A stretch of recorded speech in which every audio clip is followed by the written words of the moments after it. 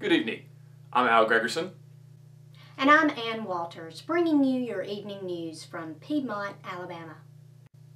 One of our top stories tonight, a local man has escaped from Mountain View Psychiatric Hospital. He is currently on the loose. The police describe him as dressed as a black knight. They describe him as unarmed and slightly dangerous. Another breaking news story today is a local pig won first place in a major beauty pageant, making Piedmont number 5 of the ugliest cities in the United States. Way to go, Piedmont, we did it. Thank you, Ann. Before we get to this evening's news, we want to first take a look at a recap of last week's segment on one of our favorite segments on troubled teens. And to do that, we're going to be going to our field reporter, Bob Peterson. Hi, I'm Bob Peterson with Piedmont's NBC 13 News. We're at the Hardy residence where we've got a suspicion of a troubled teen. So we're doing one of our... I told you, TLC. I didn't want no hoarder episode. Hey, we're here with NBC... Hi, sir, I'm Bob Peterson. I'm here with NBC 13. You called us about a troubled son, is that right? Oh, yeah, sorry about that, fellas. I thought y'all were TLC. Y'all have been bothering me for about a month now, coming down here wanting a hoarder show. This place isn't all spiffy now. All right, do you mind if I come in and maybe meet with your son, check... Come on in. It was pretty obvious as soon as I walked in the door that his troubled son, Frank, was the least of his concerns. Mr. Hardy was an avid collector of miscellaneous knickknacks and carnival toys. Well, let's be honest, it was pretty much just a bunch of trash. There were rat pellets and, well, there was even a couple dead rats laying around. I finally got a chance to sit down with Mr. Hardy and further discuss his troubled son, Frank. Okay, sir, now here at NBC 13, we've done a lot of stories like these. Now, what makes yours, more special, more extreme than all these others we've done? Different. Well, I mean, for starters, have you ever seen a grown man take a dump in the floor and just leave it day in, day out? You ever seen something like... I mean, it's... I can't even put words to explain it, something like that. I mean, it's just crazy. So you're telling me he just poops in the floor. He doesn't even use the toilet. He's thrown out potty training. Our toilet ain't worked in 2 years. I mean, I'm saying at least I got decency to go out in the woods and do my duty. And Sarah, I mean, the hole in the floor, she uses that. But, I mean, come on. I mean, I'm cool with that. So y'all don't have plumbing in here? Power. We don't even have power, man. Most of the wiring they had pulled out of the walls to scrap for the little cash that they need. Now, sir, I know this is real hard on you and your wife, and it's real easy to get caught up in the pain and the heartache, but I'd like you to recall just one memory, one time y'all had where it was just a good, solid relationship. Well, I mean, I remember our roadkill days, having fun with that, the beaver, just fishing with my boy in the lakes down over there and just across the hospital, dried up, and all the fish floated up to the top. After hearing his heartfelt stories of a better time, it was real hard not to get emotional. Well, I'm sorry that times have changed, and it sounded like I used to have a beautiful relationship. I know that meant a lot to you. Let me just take you to Frank, All right, that'd be great. Come on, right. Finally, it was time for me to meet the troubled young teen Frank, who I've heard so much about.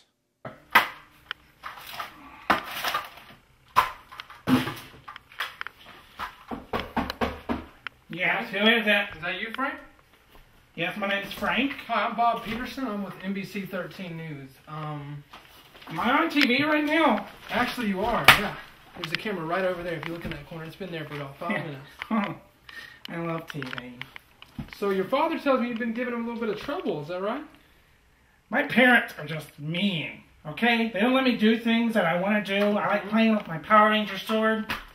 I like dancing, but they won't let me do it. Okay, yeah, I understand. I mean, sometimes the parents can be a little bit harsh. So how old are you, Frank? I'm just... 12, 13? I'm 35 years old. And my mom won't let me do things. Frank, calm down now. I'm not here. Frank, easy. It's okay. Hold on. Frank, where are you going?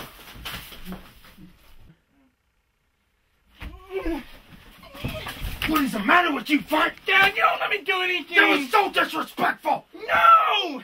He's just trying to help. No, you listen. You're not my real dad. No, you listen to me. You're not my real dad. Dad, you don't even know who I am. No, I know who you are. I know exactly who you are. Now you be quiet and listen to me. Yes, sir. You listen to me. No, Dad. I'm 35 years old. I need some freedom.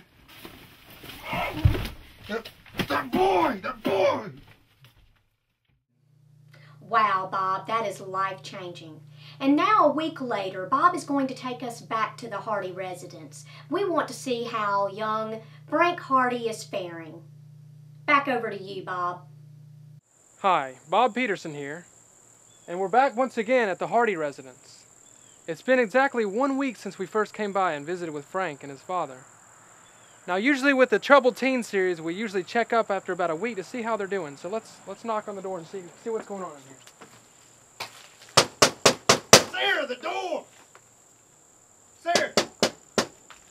Sir. Oh, Bob. Bob, it's good to see you. Hi, how's it going?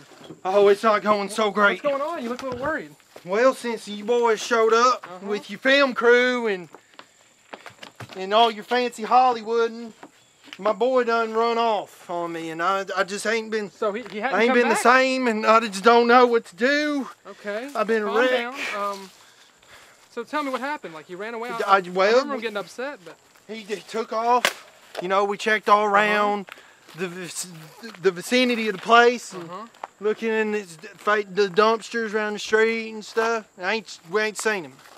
And you boys might have a lawsuit on your hands if you don't find my boy. You bring him back here to me. You hear me? That's on the record. Okay, now I think we might be able to give you a little bit of help. I'll send my squad out in the streets and put some flyers out. You gonna look for my boy? I think we can help you out. You gonna find my boy? We're gonna do our best. You give him this. Well, you give my boy this bracelet, and you tell him his pappy loves him. Okay. And you bring my boy back here. Now I gotta go. The tide's playing today. I'm gonna see Cam whoop up on him. See what's going, But good luck with that. You bring my boy back. Well, I'm not really sure. We've never had this before. I guess we'll go check the dumpster or wherever he hangs out. And so we were off to find Frank Hardy. We weren't sure where to start at first, mostly searching dumpsters and soup kitchens. Finally, with a call from a local gas station attendant, we've got a great tip that led us right to him. Bob Peterson here. We're live in Jacksonville, Alabama. We've been having a couple calls saying there's a local digging in the trash and trying to find food, and we think it could be Frank. Hold on just a second. I'm getting something. Okay, he's real close in the area. Let's go try if we can find him. We gotta keep it down because he's real timid. We don't want to scare him off.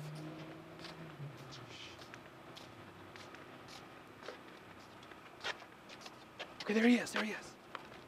Shh. Are you getting him? Are we getting him?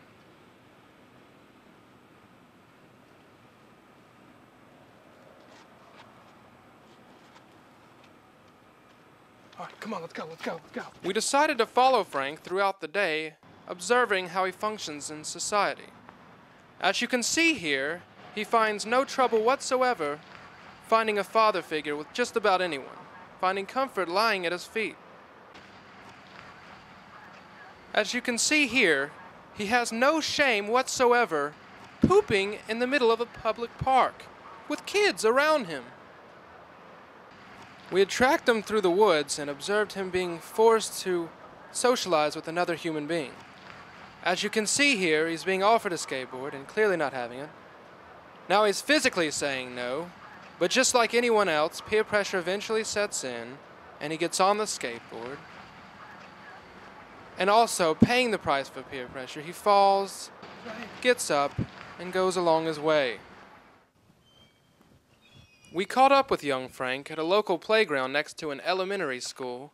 We decided to sit down with him and talk to him about his living situation and future plans, hoping to get him to go back home to his father. Frank, do you remember me? Yes, I remember you. Bob Peterson. How's it going? Not so Mind if I good. take a seat here? Yes, sir, that's fine. Frank, where you been? We've been looking for you for 2 days. Your dad's been worried sick. Why'd you run away? What's going on? I'm sorry. I just thought I could make it big out here in the city life. But then a kid with a skateboard stole my Pokemon cards. I don't know what I'm gonna do. Ooh. Well, Frank, I'm real sorry to hear about your Pokemon cards, but, you know, your family really loves you, I know that, and they're worried sick, and they just want you to come on home. I don't know. I mean, ever since I left home, I haven't felt secure. I haven't showered in 2 months. Well, you've only been gone about a week. I know. Well, you know, they seem to see some potential in you. They think you're gonna make something of yourself, and they're really, you know... There's no potential, Bob. There's no potential. I'm 35 years old. 35. I still live with my parents. Well, I mean, you're off to a little bit of a late start, but it's okay. You'll catch up. I believe in you, and I know they do. No. Well, Frank, I know you and your dad don't usually see eye to eye on anything, but you know, I just want you to really think back hard at a time where y'all had, you know, some kind of a good father-son. Well, yeah, Bob, I guess there were some fun times. I mean, when I was younger, there was the lake across from the hospital, dried up, and all the fish floated up to the top. And me and my dad got some nets, and we scooped them up, and we had food for like 2 weeks. Then there was the roadkill, and that beaver. Well, Frank, those sound like some really great memories, but, you know, your dad's just wanting you to get home and maybe get a job. No, I can't. I'm a city slicker now. I make it pretty well out here. I'm doing pretty good. Frank, we saw you eat out of a trash can. The food was still warm. No, that's just not right. That can't be happening. You know, we can get you in a community college or something, get you enrolled. No. Community college? I dropped out of elementary school. Why'd you do that? The kids made fun of me because I had a beard. And a beard? How old were you? I was 23. Okay, hold on. We're gonna take 5, all right? Come on. Look, I don't know about this guy. Yeah, no kidding. He dropped out of elementary school at 23. Yeah, I don't know. You think we should just, like, bail on him or go back to the station, just forget about the whole thing, or... I just don't know, man. Yeah, we're in way over our heads. Hold on. I'm getting something from the station. Oh, excuse me, Bob. Let me interrupt you there. Well, it seems that Rainbow Presbyterian Church is doing a study on teens and self-worth. This might be right up young Frank's alley here. Yeah, definitely. Okay, we're at Rainbow? We're at Rainbow, okay. Yeah, this is great news. No, thank you so much. Yes, this is great. All right, I'll tell him. Thanks. All right, come on, I got something. Yes, let's see where it goes from there, Bob. Thank you. Frank, I got some good news for you. No, I don't want it. Look, I just got a call from the station, and Rainbow Pres is doing a study on self-worth and learning how to really appreciate who you are and... Really? Gain some self-esteem, yes. All my life, I've just wanted to appreciate who I am. Care about how I smell and how I look. Okay. This is the greatest news ever. Thank you, Bob.